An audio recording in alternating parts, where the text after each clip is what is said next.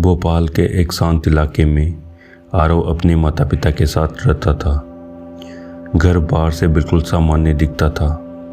सफ़ेद दीवारें, लोहे का पुराना गेट, आंगन में तुलसी का पौधा और अंदर एक ऐसा सन्नाटा जो किसी अपने के चले जाने के बाद घरों में बस जाता है। उस घर में कभी हंसी गूंजती थी। वजह थी आरव की बड़ी बहन नंदिनी। आरव उसे प्यार से दीदी कहता था। नंदिनी घर की जान थी, माँ की मदद करने वाली, पिता की चिंता समझने वाली और आरव की सबसे अच्छी दोस्त। लेकिन 6 महीने पहले एक बारिश भरी शाम ने सब कुछ बदल दिया। नंदिनी ऑफिस से घर लौट रही थी। रास्ते में उसकी स्कूटी को एक तेज रफ्तार कार ने टक्कर मार दी। जब तक लोग उसे अस्पताल ले गए बहुत देर हो चुकी थी।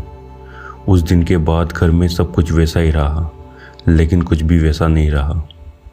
नंदिनी का कमरा वैसे ही रखा गया। उसकी किताबें, उसकी तस्वीरें, अलमारी में रखे कपड़े, स्टडी टेबल पर रखा सूखा हुआ लाल पेन, सब अपनी जगह पर था। बस नंदिनी नहीं थी। आरव बाहर से नॉर्मल दिखने की कोशिश करता था, लेकिन रात होते ही वह टूट जाता। वह अपनी बहन की पुरानी चैट्स पढ़ता, उसकी वॉइस नोट सुनता और कई बार उसके नंबर को देर तक देखता रहता, लेकिन वह नंबर अब बंद था। नंदिनी की मौत के कुछ दिन बाद ही उसके पिता ने उसका सिम डीएक्टिवेट करवा दिया था। इसलिए जब पहली बार वह कॉल आया तो आरव को अपने ही होश पर शक होने लगा। तारीख थी 14 नवंबर। रात बहुत शांत थी। घर में सब सो चुके थे। बाहर हल्की ठंड थी और कमरे में सिर्फ खिड़की से आती चांदनी थी।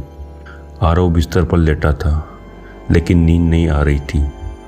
तभी उसका फ़ोन अचानक वाइब्रेट हुआ। उसने तकिए के पास रखा फ़ोन उठाया। स्क्रीन पर जो लिखा था उसे देखकर उसकी सांस अटक गई। आरव कुछ सेकंड तक बस फ़ोन को देखता रहा। दिमाग कह रहा था कि यह इम्पॉसिबल है। नंबर बंद था, सिम डीएक्टिवेट था और जिस इंसान का नाम स्क्रीन पर दिख रहा था वह 6 महीने पहले जा चुकी थी। फ़ोन बजता रहा। कमरे में वही रिंगटोन गूंजती रही जो नंदिनी ने कभी मजाक में अपने लिए सेट कर दी थी। आरव ने कांपते हाथों से कॉल रिसीव किया। दूसरी तरफ कुछ देर तक सिर्फ खामोशी थी। फिर एक बहुत धीमी सांस की आवाज़ आई और उसके बाद एक आवाज़, कमज़ोर, दूर से आती हुई लेकिन जानी पहचानी। वह आवाज़ नंदिनी जैसी थी। आरव के होंठ सूख गए। वह कुछ बोल पाता उससे पहले दूसरी तरफ से बस इतना सुनाई दिया, दरवाज़ा मत खोलना, और कॉल कट गया। कमरा फिर से शांत हो गया, लेकिन वह शांति ज़्यादा देर नहीं रही। कुछ ही सेकंड बाद आरव के कमरे के बाहर से आवाज़ आई, दरवाज़ा खटखटाने की, जैसे कोई धीरे धीरे दरवाजे पर उंगलियां मार रहा हो। आरव बिस्तर पर जम गया। फिर बाहर से एक धीमी आवाज़ आई। आवाज़ उसकी माँ जैसी थी। वही टोन, वही सॉफ्टनेस, लेकिन उसमें कुछ खालीपन था। वह आवाज़ कह रही थी कि दरवाज़ा खोलो। आरव को तुरंत फ़ोन वाली बात याद आई, दरवाज़ा मत खोलना। वह पूरी रात दरवाजे को देखता रहा। न उसने आवाज़ दी, न दरवाज़ा खोला। सुबह होते ही वह भागकर माँ के पास गया और पूछा कि क्या उन्होंने रात में उसे बुलाया था। माँ ने हैरानी से कहा कि वह तो रात भर सो रही थी। आरव ने फ़ोन उठाकर कॉल लॉग देखा, लेकिन वहाँ कुछ नहीं था। न इनकमिंग कॉल, न मिस्ड कॉल, न कोई रिकॉर्ड, जैसे वह कॉल कभी आया ही नहीं था। आरव ने खुद को समझाया कि शायद यह ग्रिप का असर था। जब कोई अपना चला जाता है तो कई बार दिमाग उसकी आवाज़ें, उसका चेहरा, उसका एहसास खुद बना लेता है। शौक में इंसान कई बार वही सुनता है जिसकी कमी उसे सबसे ज़्यादा होती है। शायद आरव के साथ भी यही हुआ था, लेकिन अगली रात सब कुछ फिर से हुआ। ठीक 3:33 पर फ़ोन वाइब्रेट हुआ। स्क्रीन पर वही नाम था। इस बार आरव ने फ़ोन नहीं उठाया। वह सिर्फ स्क्रीन को देखता रहा। फ़ोन बजता रहा। कमरे की दीवारों पर नीली रोशनी फैलती रही। फिर अचानक बिना टच किए कॉल स्पीकर पर चला गया। आरव ने घबराकर फ़ोन बिस्तर पर फेंक दिया। दूसरी तरफ से नंदिनी जैसी आवाज़ आई। इस बार आवाज़ और भी कमज़ोर थी। वह कह रही थी कि जो उसके कमरे में है वह नंदिनी नहीं है। इतना सुनते ही घर के दूसरे हिस्से से कुछ गिरने की तेज आवाज़ आई। आवाज़ नंदिनी के कमरे से आई थी। आरव दौड़कर बाहर निकला। माता पिता भी जाग चुके थे। नंदिनी के कमरे का दरवाज़ा बंद था। पिता ने धीरे से दरवाज़ा खोला। अंदर सब कुछ अपनी जगह था। बस स्टडी टेबल पर रखी नंदिनी की फ्रेम्ड फ़ोटो ज़मीन पर पड़ी थी। कांच टूट चुका था, लेकिन फ़ोटो उल्टी नहीं थी, वह सीधी रखी थी और उसके माथे पर लाल रंग का एक छोटा सा निशान बना था। आरव की नज़र टेबल पर गई। वही लाल पेन वहाँ पड़ा था जो महीनों से सूखा हुआ था। उस रात के बाद घर का माहौल बदल गया। रात में कॉरिडोर से कदमों की आवाज़ आने लगी। कभी नंदिनी के कमरे से अलमारी खुलने की आवाज़ आती, कभी उसका पुराना परफ्यूम अचानक हवा में फैल जाता। और हर रात ठीक 3:33 पर आरव का फ़ोन बजता। हर बार स्क्रीन पर वही नाम आता, लेकिन कॉल लॉग हमेशा खाली रहता। घर वाले डर चुके थे। माँ पूजा पाठ में लग गई। पिता प्रैक्टिकल आदमी थे, लेकिन अब उनके चेहरे पर भी डर साफ दिखने लगा था। वह कहते थे कि शायद कोई टेक्निकल ग्लिच है, शायद किसी ने नंबर क्लोन किया है, शायद कोई प्रैंक है। लेकिन हर एक्सप्लेनेशन एक जगह आकर टूट जाती थी, क्योंकि कॉल आता था लेकिन रिकॉर्ड नहीं बनता था। एक रात आरव ने तय किया कि अब वह डर कर नहीं बैठेगा। उसने दूसरा फ़ोन कैमरे पर लगा दिया ताकि अगर कॉल आए तो सब रिकॉर्ड हो जाए। रात के 3:32 पर कमरे में गहरा सन्नाटा था। 3:33 होते ही फ़ोन स्क्रीन जल उठी। आरव ने कॉल उठाया।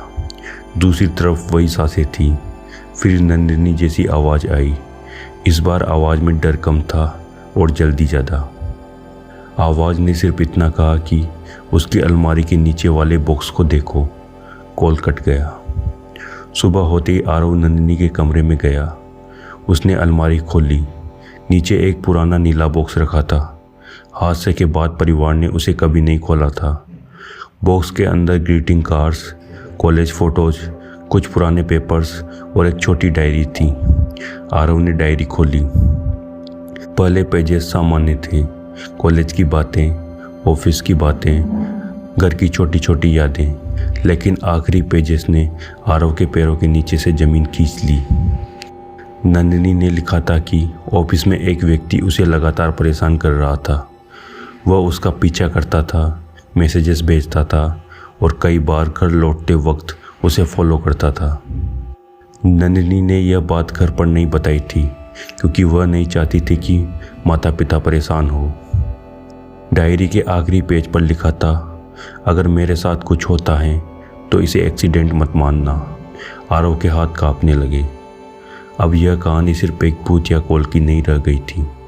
अब यह सवाल था कि नंदिनी की मौत सच में हादसा थी या किसी ने उसे हादसा बनाया था। पिता ने डायरी पुलिस को दी। पुरानी डिटेल्स फिर से जांची गई। नंदिनी के ऑफिस में पूछताछ हुई।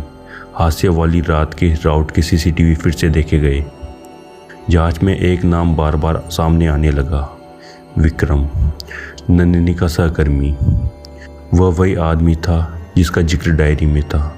कुछ पुराने मैसेजेस, कुछ मिस्ड कॉल और एक सीसीटीवी क्लिप ने शक को और गहरा कर दिया। हादसे वाली रात उसकी कार उसी राउट के आसपास देखी गई थी। सच पूरी तरह साबित होना अभी बाकी था, लेकिन एक बात साफ थी, नंदिनी किसी डर के साथ जी रही थी और शायद उसी डर के साथ चली भी गई थी।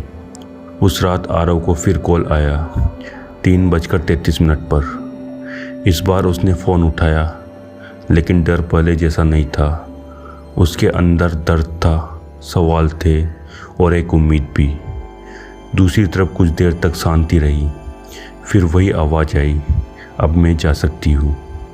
आरव की आंखों से आंसू बह निकले। वह कुछ कहना चाहता था, लेकिन शब्द नहीं निकले। दूसरी तरफ से एक हल्की सी हंसी सुनाई दी, वही पुरानी हंसी जो कभी इस घर को जिंदा कर देती थी। फिर आवाज़ आई कि डरना मत, वह हमेशा उसके साथ थी। और कॉल कट गया। उसके बाद फ़ोन फिर कभी नहीं बजा, न 3:33 पर, न किसी और समय। समय बीतता गया, जांच आगे बढ़ी। कुछ सच सामने आए, कुछ सवाल अधूरे रह गए। कानून अपनी रफ्तार से चला, लेकिन आरव के लिए सबसे बड़ा सच उस डायरी में था और उस आखिरी कॉल में। नंदिनी का कमरा अब बंद नहीं रहता, वहाँ अब डर नहीं है। किताबें फिर से शेल्फ पर रख दी गई हैं और दीवार पर लगी नंदिनी की तस्वीर के नीचे आरव ने एक लाइन लिखी है, कुछ रिश्ते मौत के बाद भी ख़त्म नहीं होते। इसलिए अगर कभी रात के सन्नाटे में ठीक 3:33 पर आपका फ़ोन बजे और स्क्रीन पर किसी अपने का नाम दिखाई दे, तो एक सवाल खुद से ज़रूर पूछिएगा, क्या वह आपको डराने आया है या किसी अधूरे सच तक पहुँचाने।